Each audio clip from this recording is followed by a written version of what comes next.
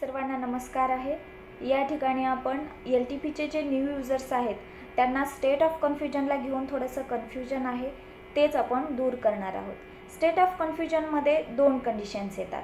त्यामध्ये पहिली कंडिशन अशी आहे की सपोर्ट आणि रेजिस्टन्स या दोन्हीपैकी एक बाजू स्ट्रॉंग असली पाहिजे आणि त्याची अपोजिट बाजू जी आहे त्या बाजूला सपोर्ट किंवा रेजिस्टन्सला WTB किंवा WTT होऊन जवळपास पाऊण ते 1 तास झाला पाहिजे, म्हणजे आपण त्या साईडला स्टेट ऑफ कन्फ्युजन आहे असं मानतो।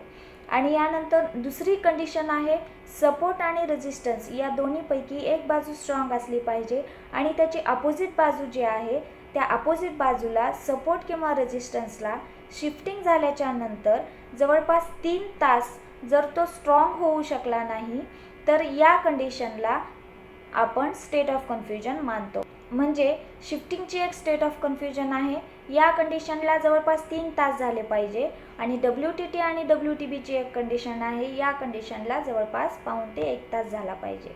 चला तर मग भेटूया अशाच एका नवीन व्हिडिओमध्ये। Bye bye, take care.